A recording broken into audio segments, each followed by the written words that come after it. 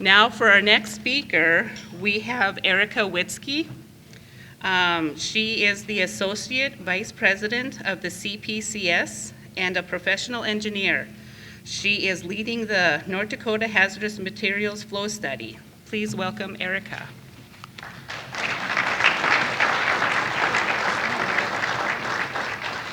Good morning, everyone. Let me just cue my presentation up. It's a pleasure for me to be here with all of you this morning. Can I have a show of hands? Who is familiar with this study and this project that's underway? Okay, quite a few of you. But I can see that you're oriented to the sides of the room so that you can see the screen. I'm going to be reviewing a lot of technical information, so it's good that you can view that on the slides. And hopefully, if you've seen some of this information before, you'll be prompted for additional questions or discussion immediately following my presentation. So there was some lively conversation last night when I came in. I saw that this room was hosting a Family Feud tournament. It's a hard act to follow. I'm glad I'm this morning. But kind of in that vein, I would like to ask all of you a question to start. On the screen, what do these pictures represent? Jobs. Jobs, definitely. Money and jobs. Good. Well, related to the presentation that I'm going to give this morning, commodities. And you can look at each of these pictures and think about different types of commodities, whether it's high value equipment that's relates to airplanes, whether it relates to the agricultural industry and the grains and the fertilizers that go in to feed that business. Or at the bottom, we see a truck that's hauling goods out of a quarry. All of these things are commodities, and certainly just a small example of the variety of things that travel on our system. All of these commodities travel via different modes of transportation, definitely linked to the value and the different service requirements that the shippers have. For example, air, commodities at the top, high value, extremely time sensitive, favoring really quick delivery, and having a high cost for transport. Shippers can tolerate that. All the way down to the bottom, aggregates, gravel, construction materials, things that are much lower in value have kind of a lower tolerance for a high price for transport. And I know that we don't have water here in North Dakota, but some of those lower value commodities travel on the water, but also truck. And in between, we have our agricultural commodities that kind of fit within the middle and use truck transport for door-to-door activities. But also, we've got rail that provides, really good, reliable cross-country service to the markets where these goods are demanded. So, when you combine the world of commodities, you come up with a picture that looks something like this. And I don't know if you've thought about this before, but this is a picture of simply top commodity flows in the U.S. And certainly these commodities are connected just generally from the hubs and spokes where they originate. This does not include anything that relates to routing or mode of transport. But you can certainly see where, when you look at all of the commodities on the system by value, where they travel. Obviously, a lot of Commodities are centered on the hubs of our major urban areas. California on the West Coast, if California were its own country, it'd be the 5th largest economy in the world. So when you look at a picture like this, it's not surprising to see a lot of flows and activity. Now again, this is all commodities, which is largely driven by where businesses are located and the consumption base. So North Dakota is on the slide, but I'll get a little bit deeper into some of the flows that originate in those borders. This picture is slightly old data. The most recent good picture of commodity flows for the U.S. Has come out from the 2012 Commodity Flow Survey. And so, this was a picture back then, but how do we know and think about what this means to the commodities that are traveling on our system today? Now, hopefully, we can take this leap with me. Commodity flows are affected by a whole host of trends. A lot of trends that perhaps you don't even think might be related to transportation. How I like to view this in my work, and my work really is centered on all types of goods movement, we like to categorize these different trends according to STEEP: social trends, technological trends, environmental trends, economic trends, and political trends. And based on those trends and what's happening within these realms, the flows on your system will be influenced. So let me give you a couple of examples. With respect to social, that relates to our population and whether or not the population is increasing or decreasing, getting generally older. Technological trends could relate to things like autonomous or connected vehicles. And I know in particular that North Dakota is exploring this quite a bit with the Department of Transportation. And there's a picture of an autonomous truck that's prototyped by Tesla. Environmental. We have extreme rainfall events. We've got cold summers and hot summers. All of these things relate in some way to transport system use. These trends can influence transport system use in a whole host of ways. And here's just some examples. Depending on your trend, it can influence where your goods are produced or sourced. It can determine the volume of goods or the value of goods. The routing can be changed, and even the mode of transport can be changed. Probably something that we can all relate to is, extreme flooding. When roads or rails are washed out, that changes your supply chain, that changes the roads that you use, that changes the flow on those roads, and the like. So let's bring this a little bit closer to hazardous materials and North Dakota. So this is probably a map that you'll be interested in. This is one type of commodity that is very much a hazardous material. This again is a picture from the past. It's from 2014, and it shows the volume of crude oil transported, and this is by rail, between these petroleum administrative districts. And this map probably isn't surprising to you. Where we saw in the past some of the commodity flows were just a thin line coming out of North Dakota. When you start looking at commodities like this, the picture definitely starts changing.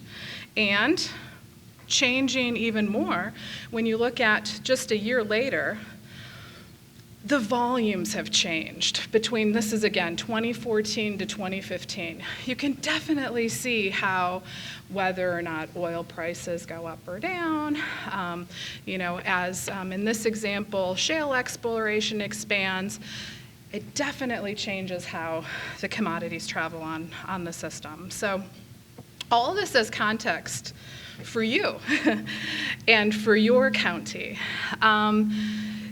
When you start seeing this information, and you know as well as I, the world is changing, how do you use this information, or how do you know what actions to take? What types of incidents may occur? What equipment you may need, and the training requirements for responders. And I stopped there.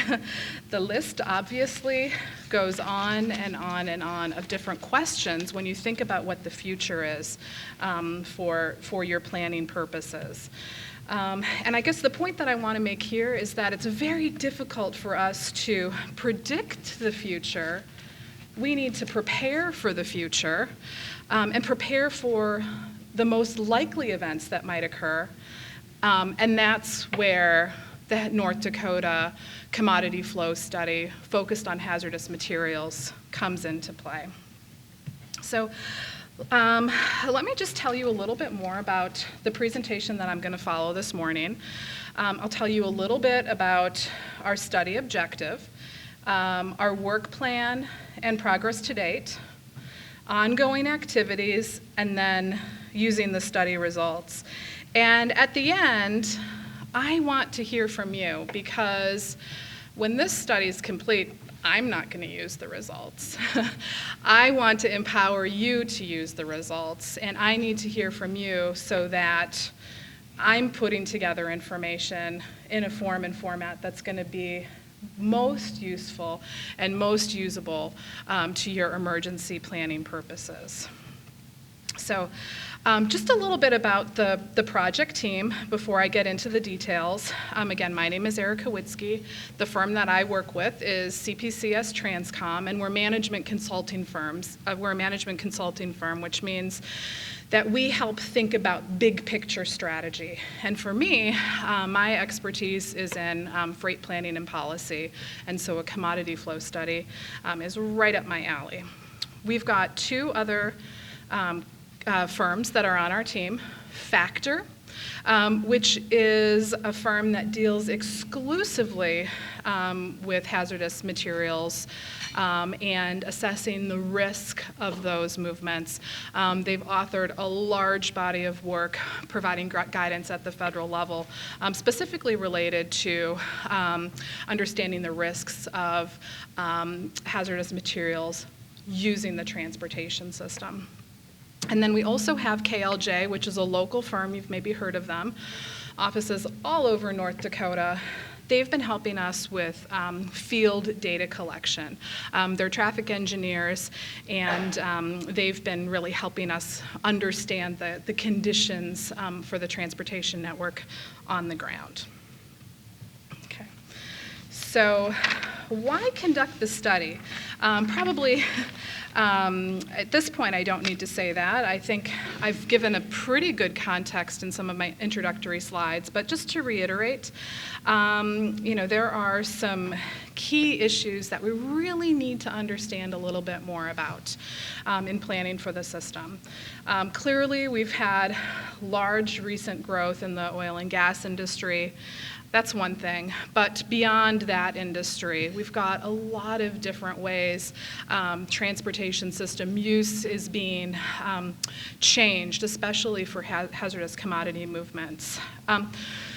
This project is extremely data intensive, and going into it, well, we knew that, but you probably all know that there's a lot of inconsistent data in the state, and one of the things that we've really tried to do is not only scrub the data, but synthesize the data so that it all talks to each other and, again, can be usable. So in the end, with some of those key issues that we're trying to address, our objective is to provide a comprehensive understanding of the commodity flows in North Dakota so that all of you can make informed decisions and do better planning and just make sure that North Dakota is the safest that it can be.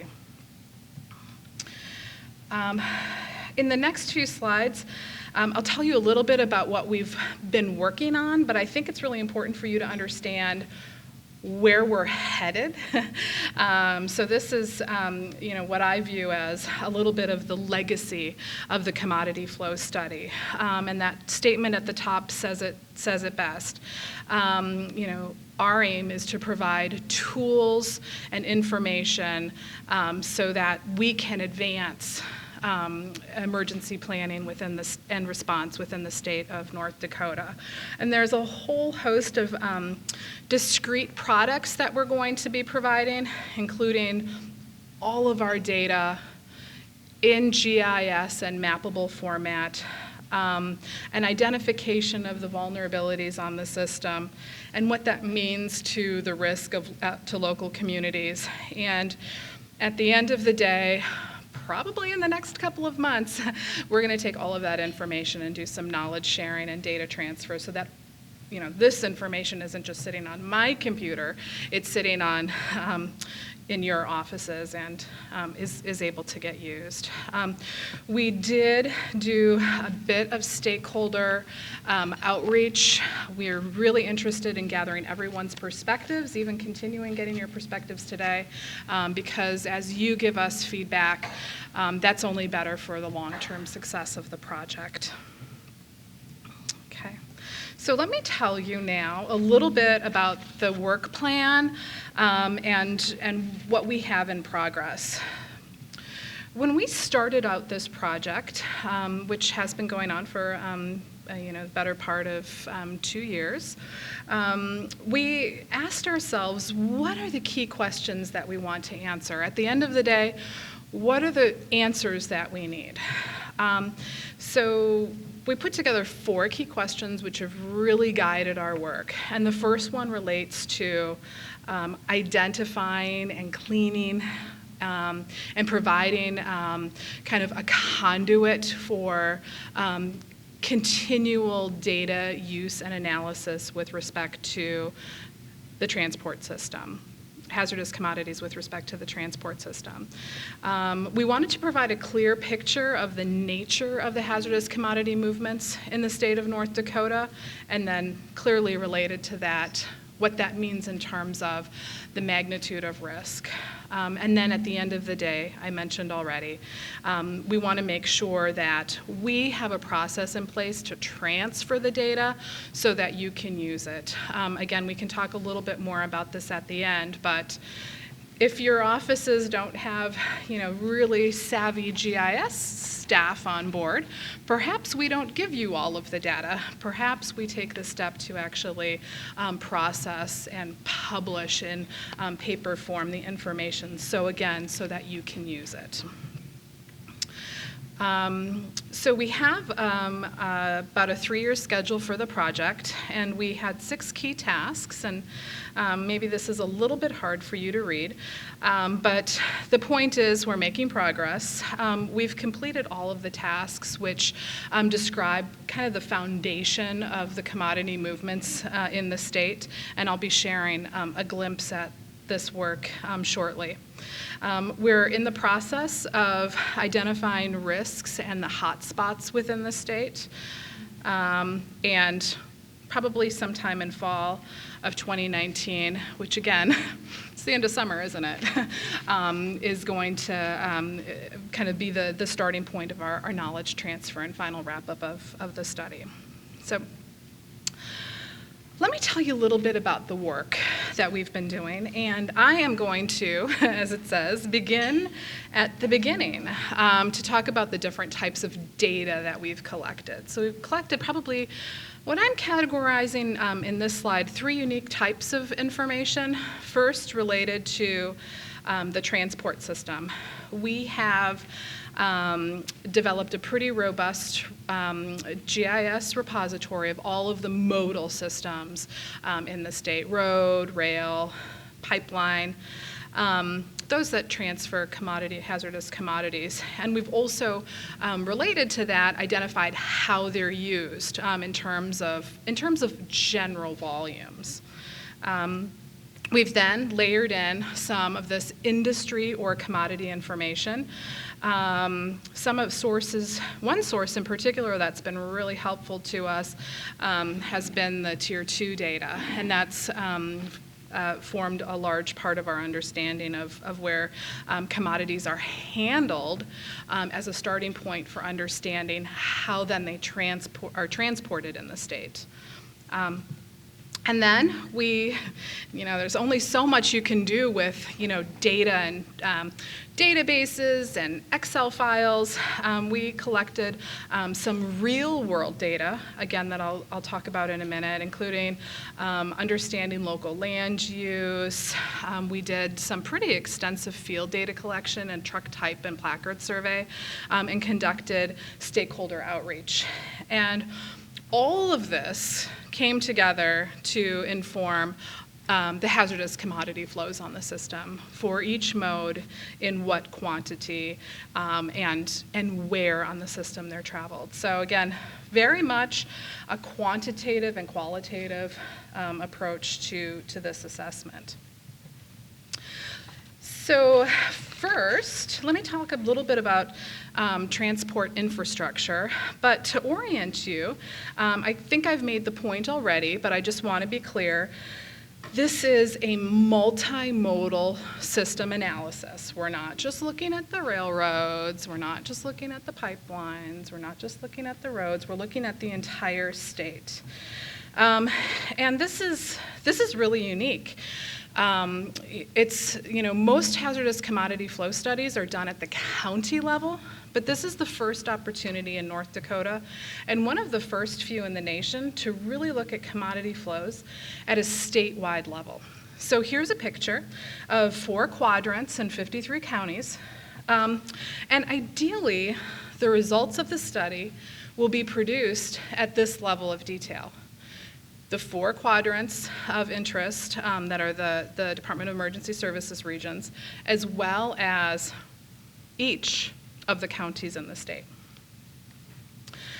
So just to clarify, I'm presenting a lot of information up until this point at a statewide level, but really the results will be transferred to each of you as appropriate for your county jurisdictions. So here's just an overview of some of our baseline information. We've got the roadway infrastructure, and we'll overlay that with the railway infrastructure, both Class 1 and short line railroads. And we've got the pipeline infrastructure.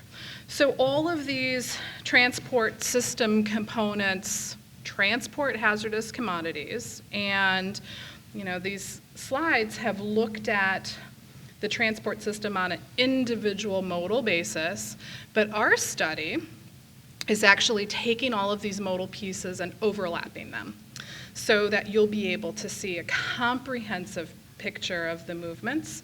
And then when you start talking about the risks that all of the commodities on all of the modes pose to the state. So the network is a key piece, but also critical is understanding what is traveling on the network.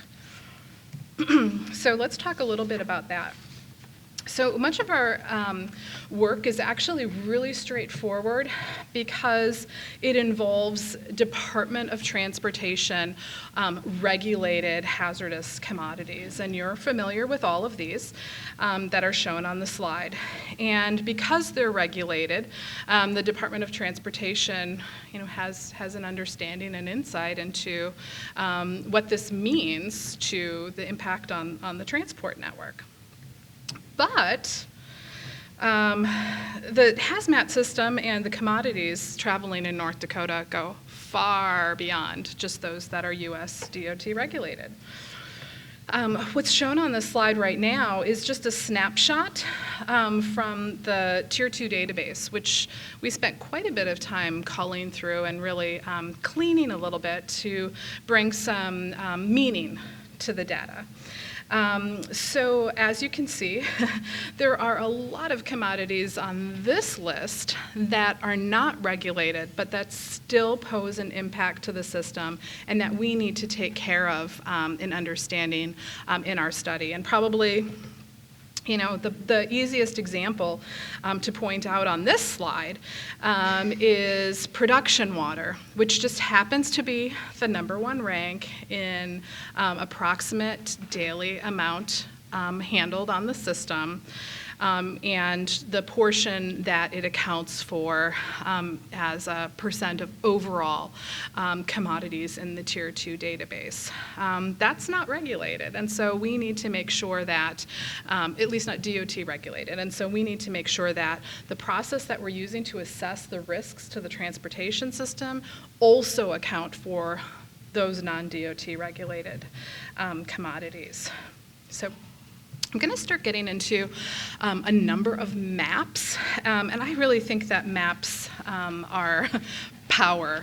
And a lot of the data that we've been culling through is, again, in Access databases and Excel spreadsheets, but it's not until you really start to visualize the information that it really starts to bring meaning. So the next number of slides I'm going to go through and present kind of some visuals to help you understand how we're viewing the system. So right now, what's shown is an overview of US DOT regulated commodities.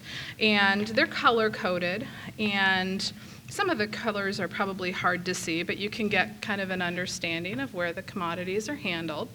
And not surprisingly, kind of that maroon color in the western part of the state, that happens to represent Class 3 hazardous commodities.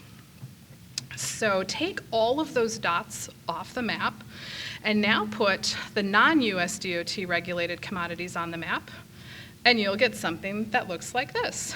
Again, slightly different pattern, slightly different colors. It just so happens we've color-coded blue to represent where production water is handled, but certainly there are so many other commodities throughout the entire state that are going to deserve and get the attention in our study. But again, visualizing this information we feel is pretty powerful. Again, everything I'm presenting right now is at the statewide level, but we've got all of the detailed county information that we can provide to you. Of course, some of this you might already have in your repository. But taking that information one step further, we have pulled out from the Tier 2 database the top 10 hazardous materials that are handled by county. So I do believe every county does have a dot that shows what's handled. But again, you can see the different types of commodities and the quantities of commodities are more prevalent in the western part of the state. Again, in the pie, I believe the red is kind of maroonish is petroleum, and then again the blue is production water. What's interesting when I start looking at the data in this way is just to see the variety of commodities and how every county, every region has a different story and needs to prepare and address a different set of issues. This next slide is, again, looking at this in a slightly different way. What we've done is we've taken the average daily hazardous materials handled, and we've put together a density map. So this is per square mile. So you can, again, see hazardous materials handled all throughout the state, but kind of the density and the concentration of those start to show in this type of visual. So really interesting stuff. Again, Now we know where these commodities are located. This information doesn't tell us really anything about how it's using the transportation system. So we need to put together some information of our own to help connect the dots. And how we did that was to conduct a truck type, configuration, and placard survey. And I don't know, I'll ask another question. I like to ask this question. How many of you are familiar with this type of survey and have conducted one for your county? Oh, not many. Well, probably your hands are not being raised because it is a lot of work. It's really labor intensive, but it provides a lot of really good information. But thankfully, our partner on the study, again, KLJ, they did this for us for this project. So you can see on the right kind of the outline for collecting data. For this type of survey process. And what it does is it aims to collect a few types of things shown on the left. While you're in the field and you're counting trucks, you're actually counting all trucks, so you know the total volume of trucks. But for those that are carrying hazardous commodities, you collect additional details of information, such as the placard ID, hazard class or division that you can tell from the color of the placard, any wording markings on the placard that help you understand what's being transported, and the truck type and configuration. So you can imagine someone has, you have a field crew out at an intersection, and you are trying to collect all of this information as all of the trucks are coming by from every direction. And at the same time, one of the things that's really important to this study to help us understand what commodities are traveling on the system where, the field crew also ended up collecting information on what direction is the truck traveling. Is it turning? Is it turning right or is it turning left? So that we could begin to put together a picture of hazardous commodity flows. Again, this is just specific to flows on the roadway network. So it is a process and time-consuming, and so we really wanted to be focused and thoughtful in where we were collecting this information, and so we couldn't collect this data at every intersection. So we ended up selecting locations based on a number of considerations, largely based on a lot of the data that we had collected and that I presented to you up to this point, including, really understanding where there were high traffic areas, where there were major access routes where commodities might travel from the local system to the interstate system, and a host of other things as shown. So we also wanted to understand a little bit about the seasonal variations of these commodity movements. You know as well as I, you go out one day and you'll see something on the system. You go out 2 weeks from now and it'll be a completely different picture. And so in order to kind of account for that, we ended up doing a 2-season data collection, one in spring and one in fall. And again, this was one of the first things we did as part of this project, so you can see that these were collected in 2017. We ended up counting 55 locations in the spring, a bit fewer locations in the fall, just time, budget considerations were definitely part of that decision making, but also the results of what we collected in the spring were used to inform what was collected in the fall.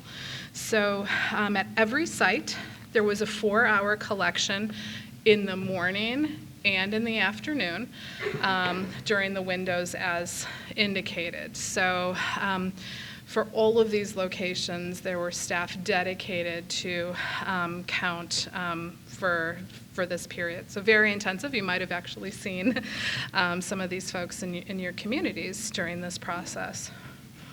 And so here's a map that shows where the trucks were counted.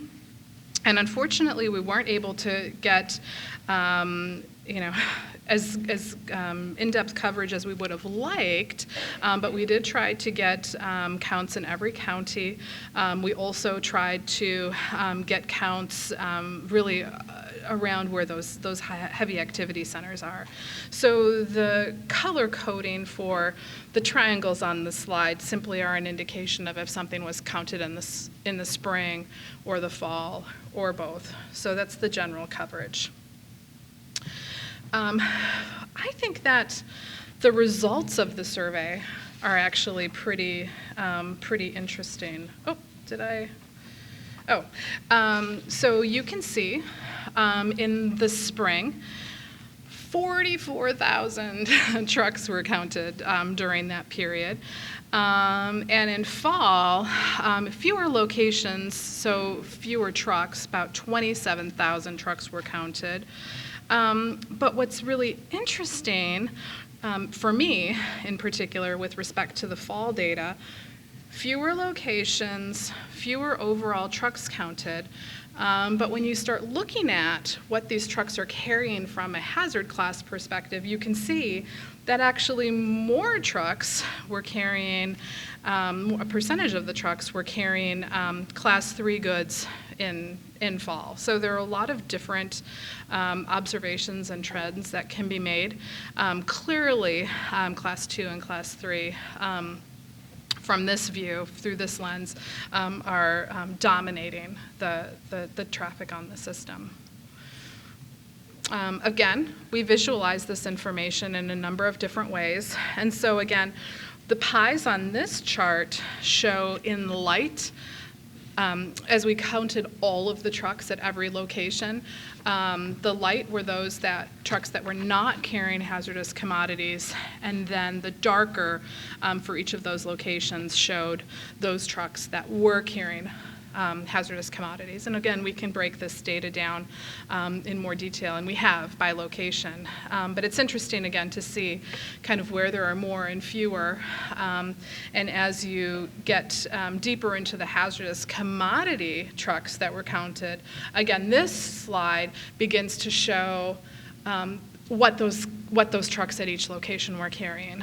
And again, the class 2 and the class 3 goods really dominate. So that was a picture for spring, and then you've got a slightly different picture for fall. And I'm just going to skip over one slide here. So now we're starting to put the pieces together, right? We've got our road network, which is shown on this slide. We've got our routing nodes. So the nodes or the dots on this map show where all of this information was collected.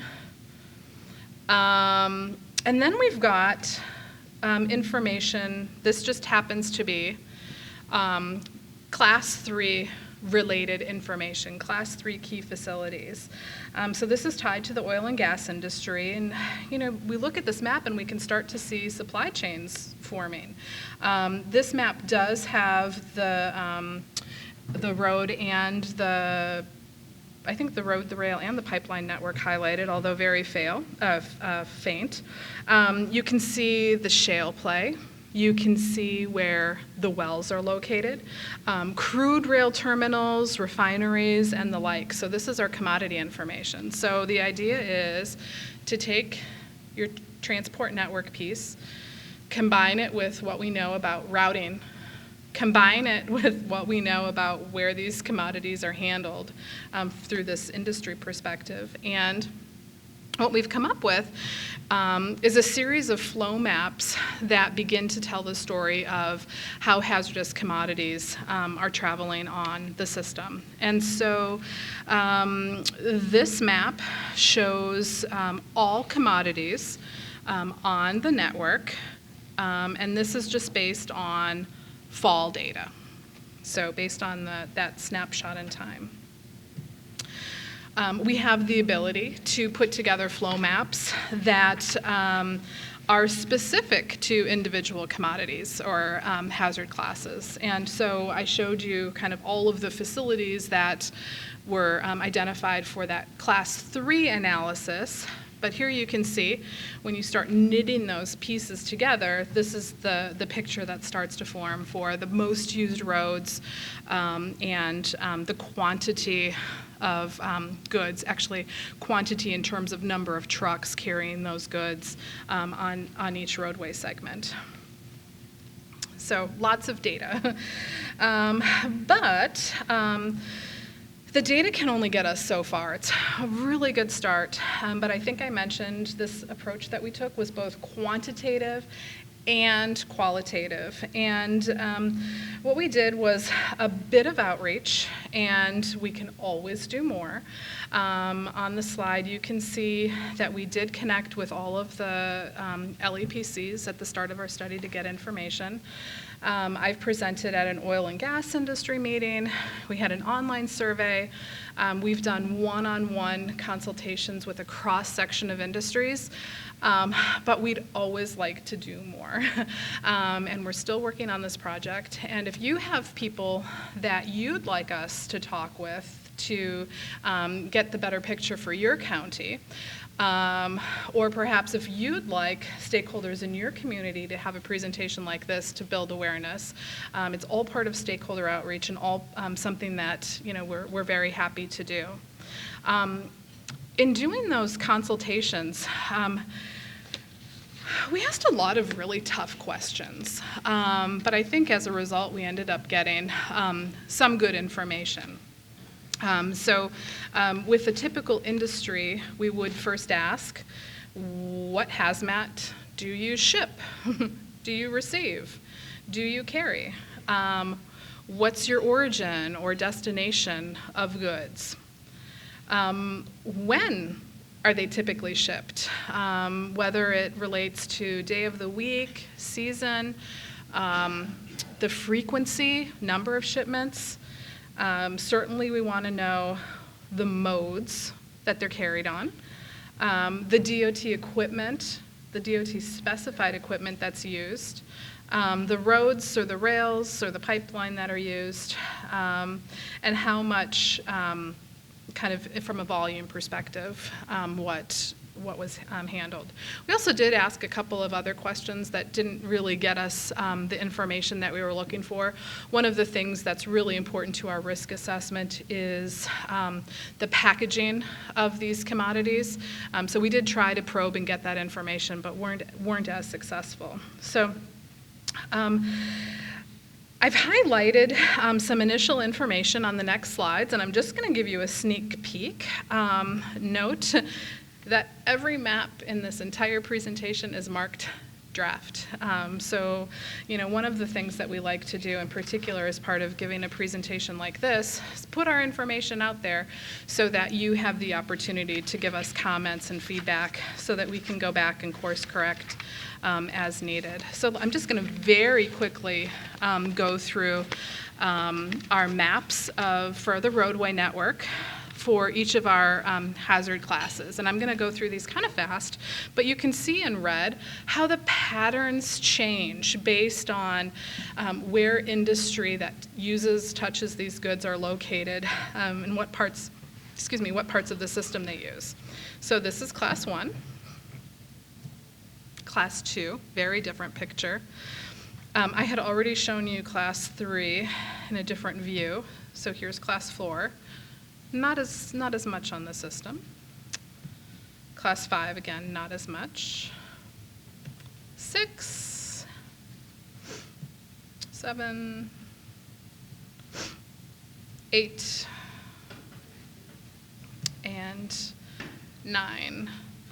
And so right now, these are just, kind of lines on the map. We can add additional detail that gives more specificity on the volume and our understanding of the origins and destinations of some of these goods. We, What you're showing, those are just coming by interstate or road? those are all road related, just road related. Rail's not on it. Nope, I've got some, yeah. I've got a series of maps that now show some pipeline and kind of, we're still working on putting some of this information together. But here's, the lines that use crude oil products.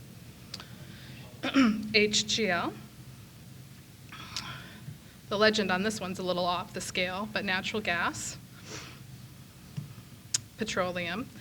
And as you can see through these maps, it's, whether you have a road or a rail or a pipeline, it's like just about every corner of North Dakota has something traveling in it. And I think the real power of this information is once this data starts to get overlaid.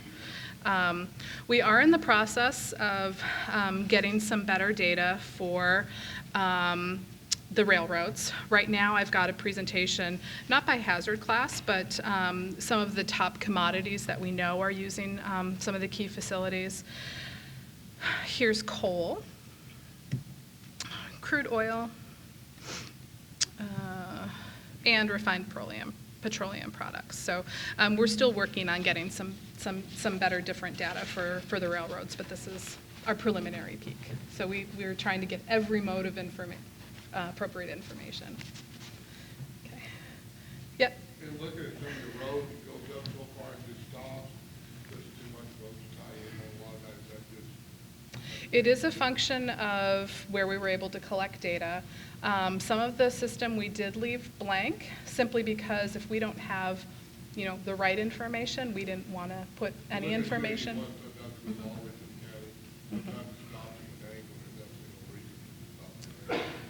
In terms of the flows that are on the system, yeah, exactly. And that's a caveat that we're going to have to put on our maps. We can give some more information and explanation why it looks the way it does, but rather than put something there that we're not certain is there, that was our approach for now. But if we've got different thoughts, we can certainly revisit that. Okay. I'm getting there. I'm not going to take the full 90 minutes this morning, but I am getting there. So let me tell you a little bit now about our ongoing activities. And while some of the flows are interesting and you begin to kind of get a picture of what commodities are traveling where on the system, it really doesn't tell us anything about what this means in terms of a risk or response perspective. And so what I'm going to do is go through, this is pretty technical. I am going to go through a couple of slides at a very high level. I mentioned that we have a sub-consultant on our team by the firm name Factor, and they are experts in this type of risk assessment, and I'm presenting my colleagues' slides. So if you have questions on this information, I might have to refer you to someone else to really get into the details. But let me give you just a really quick overview of the components to our risk assessment modeling. So I will go through these pretty quickly, but risk has three key parameters. Accident probability, conditional probability of release, and consequence. And so these are three things I'm going to talk about in the next few slides. One point that's on this slide that I do want to make clear is that risk is determined at the transportation network segment link level. So we're doing, this assessment or identification of commodity flows on various parts of the system, so we can assess that risk related to the system. So that's what that means, and I'll show you in another couple slides maybe a visual that helps make that a little bit clearer. So first, we've got accident probability, and it is directly tied to some of the key features of the network segments, whether it's roadway or railway track characteristics, the mileage, the volume, all these things that are tied to that network piece that I've presented. Conditional probability of release is largely based on how a material is packaged. So I did mention that we had a hard time getting some of really good packaging information, but we have made assumptions with respect to how certain commodities are packaged so that we can best inform kind of that probability of release given that packaging. There are best practices, and there obviously are requirements out there for how things should be packaged. So that's being used in this analysis. And then finally, consequence relates to a commodity's impact on the surrounding environment. So different commodities will have different impacts depending on what the surrounding population is, what the surrounding environment is. And again, this part of the analysis is another one that requires a lot of data and is really good to show. Previously I showed you a lot of background, excuse me, a lot of background on the transport network and commodity information, but we've got, I don't want to say endless, but we do have a pretty overwhelming number of kind of other types of data that are getting put into this analysis. This, for example, is a map that shows population with the green showing very low levels of population, and as you start to get into kind of the oranges and reds, you start to see kind of more dense population. And I think the major city map labels are maybe blocking some of those red and oranges around Fargo, Grand Forks, Bismarck, and the like.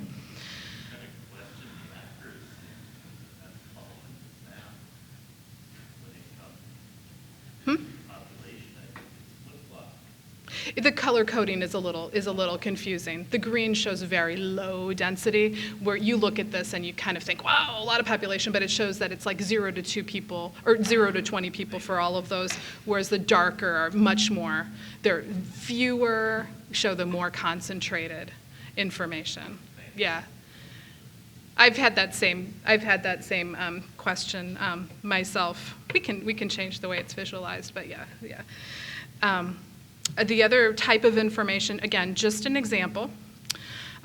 This is a map of the waterways and wetlands. So we definitely not only need to think of, proximity to population and key facilities, but also, the environment. Where's our water supply? Where are some of these sensitive areas that we're trying so hard to protect?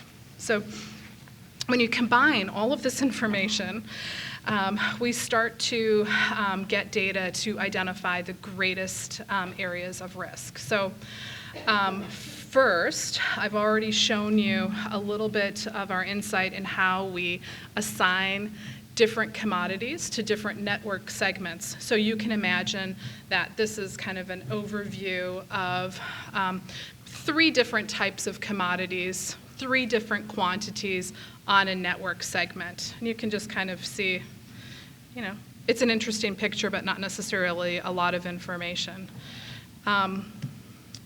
Then, once you do your risk calculation, you start to look at these network segments in a slightly different view.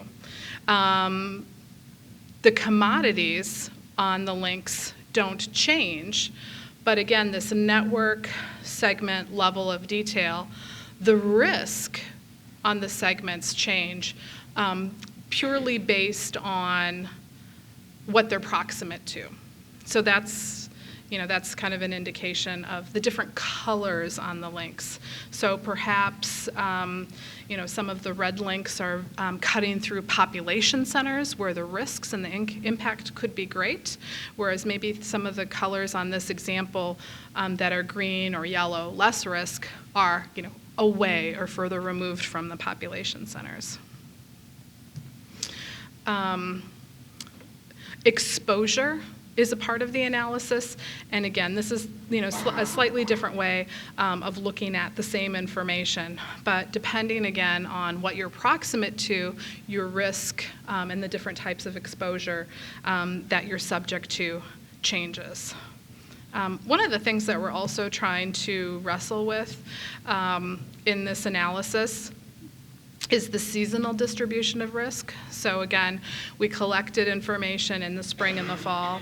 We've got different commodities on the system using different parts of the system. And so in theory, you could have then a different distribution of risk based on the season, what's traveling on the system where. So. There's really only 2 seasons. Snow and snow and mosquitoes. Yeah. Okay. So again, if you have detailed questions on some of this information, I probably won't be the best person to answer, but you can meet me after, and I can coordinate with our risk assessment expert to give you some of that information. So. I have been indicating throughout that we're producing a lot of information. We're documenting it all. And we've been working really closely with the Department of Emergency Services to prepare this information. What I'm giving you is pretty high level. It might appear I'm digging into the weeds a little bit, but still pretty high level compared to a lot of the technical information that we've produced.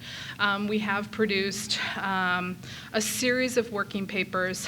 We're planning on putting together a comprehensive final report with the complete commodity flow and risk assessment for the state overall. Again, everything we're putting together is in a GIS database, which is going to be transferred to DES.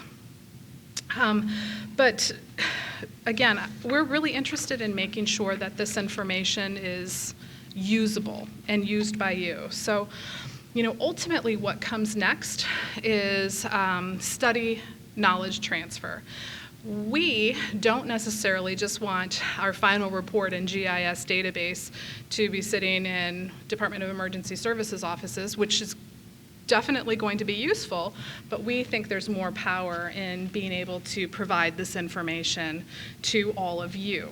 So over the coming months, we're going to be crafting our knowledge transfer module of the study so we can disseminate and, quote unquote, train each of you on our process, what's contained, and how to use it. We're going to be putting together recommendations for all locals, counties, as well as for the state on how to monitor these flows. And certainly this is a bit of a snapshot in time, but using other publicly available data as it becomes available, how to integrate that information into this study so that you have not necessarily a snapshot in time, but the ability to really kind of update this and manage it over time. And again, I'm very interested in providing county-level information. Right now, we've got some examples I'll walk you through in the next couple slides of how we might present some county-level information in map form. But what I'm interested in hearing from you, and I've got a couple of questions for you in just another slide or two, I'm really interested in hearing from you if what examples I show on the next slides are going to be useful, or if you need the information in a slightly different way. So we've just picked Stark County as a case study for how we might present some of this information at the county level. And again, this is something that can be developed and provided for every county. That's our intent. So this first map is simply identification as well as kind of color-coded highlights of Tier 2 facilities and the average daily weight handled from that Tier 2 database. Certainly what we have in our repository is kind of a snapshot in time, but as that data is updated, a map like this could be updated. We have the information that we collected from a truck count perspective that began to inform our flows. And so we have, this just shows three potential class flows as well as a summary of all flows for the roadways where we have the information in Stark County. So, kind of understanding where these commodities could be traveling on the road, where there are more versus fewer. This is beginning to highlight the risk assessment that was done. Again, this risk assessment, this just is only the risk with respect to commodities traveling on the road. This will also get overlaid with the risk for the rail and the risk for the pipeline. But again, this shows risk with respect to population, and so certainly you can see greater risk where there's a greater concentration of population. Still risk on the system in other parts, but higher where the population is located. Similarly, this is the environmental risk. Same idea. And this is risk related to critical infrastructure. And probably, one of the things that we need to think about in producing this information at the county level, and it's just struck me as I've gone through these slides, is, the legend on these maps can certainly be tweaked so you can have greater granularity and understanding of where the risks are. Because right now I think this is at a very high level that's maybe more appropriate for statewide risk assessment. So this is, again, proximate to critical infrastructure like schools, hospitals, and the like. So that was a snapshot. I am very happy to answer any questions or try to answer any questions that you have. But I also would like to have a little bit of a discussion, if possible. Now that you've seen this, and maybe you've seen this before, but now you've had time to digest a bit, I want to know what information is most exciting to you, maybe where we should dig and drill a little bit more. For what I presented, or maybe some information that I didn't present, how do you think you might use it in your day-to-day? And again, I'm really conscious of, every county has different capabilities. So if I were to transfer some of these insights to you, how would it be most useful to you?